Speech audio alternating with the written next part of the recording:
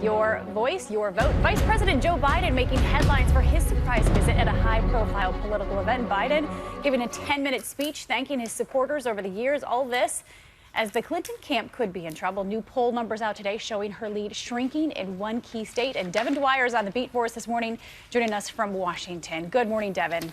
Good morning, Paula. That new poll has some troubling signs for Hillary Clinton. She's lost a third of her supporters in Iowa since May.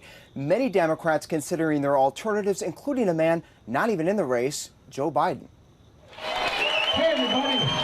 Overnight, Vice President Joe Biden joining a jamboree of Delaware Democrats. It's good to be home. Sources say Biden didn't talk about a possible 2016 campaign, but his hugs and handshakes fueling speculation about his imminent decision. A new poll shows the door could be open for a Biden run. Hillary Clinton's lead in the critical early voting state of Iowa shrinking to its lowest ever, just 7 points ahead of Senator Bernie Sanders, the 73-year-old socialist from Vermont now nipping at her heels. Even Biden, who's not yet in the race, draws 14% in Iowa, with 13% of Democrats there still undecided.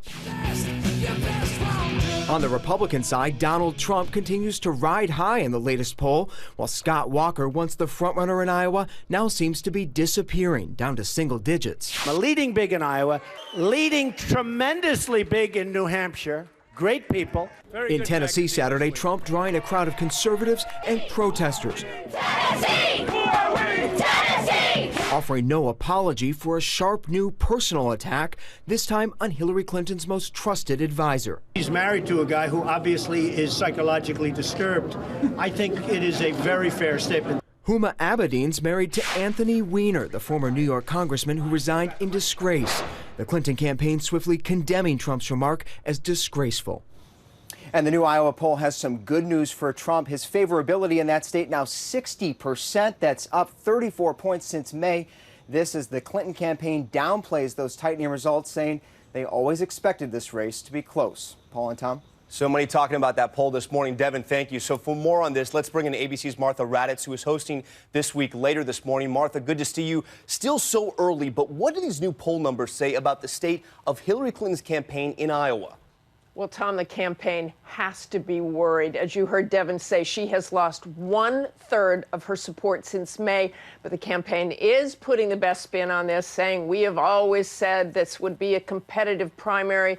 Nothing is inevitable, and they feel confident in the state of the race right now. That would be hard to explain, but let's remember 2008. She finished 3rd behind Barack Obama and John Edwards, a loss she described in her book as excruciating.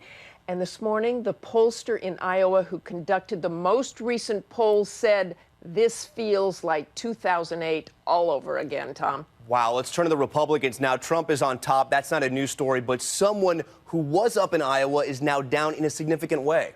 It certainly is. Scott Walker has to be another unhappy candidate, taking a real tumble in the polls. The Des Moines Register poll showing him now in a tie for 3rd place. He was number 1 in that poll in May. He's gone from 17% down to 8%.